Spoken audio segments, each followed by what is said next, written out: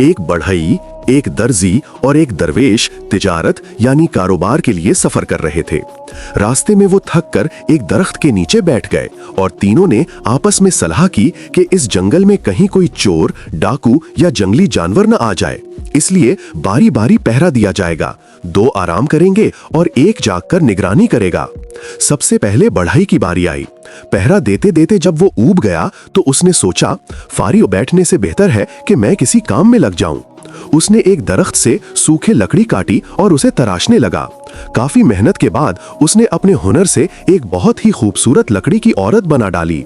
जब उसकी पहरे की बारी खत्म हुई तो उसने दर्जी को उठाया और खुद जाकर सो गया।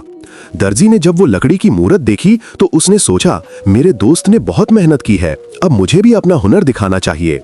उसने अपने सामान से कपड़ा निकाला और बहुत सुंदर कपड़े सिलकर उस लकड़ी की औरत को पहना दिए। अब वो लकड़ी की औरत एक असली इंसान जैसी लग रही थी। दर्जी की बारी खत्म हुई तो उसने दरवेश को उठाया और खुद जाकर सो गया।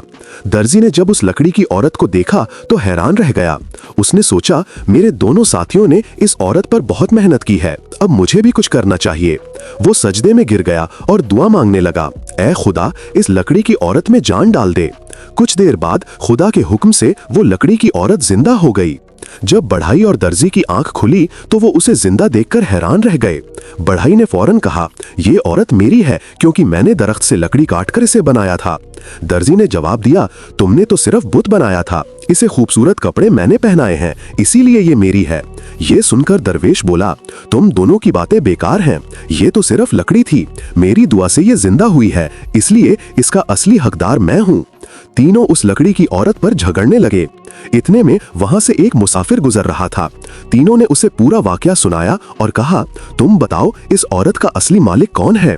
मुसाफिर बोला, यहाँ से थोड़ी दूरी पर एक बहुत पुराना दरख्त है जो हक और सच के फैसले करता है। इस औरत को वहां ले चलते हैं, वो जो फैसला करेगा सबको मानना होगा। ये सुनकर चारों उस लकड़ी की औरत को लेकर उस कदीम यानी पुराने दरख्त के पास पहुंचे।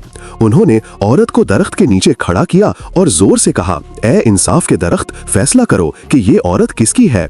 अचानक दरख्त के पत्ते हिलने लगे, उसके तने में एक दरार सी खुल गई।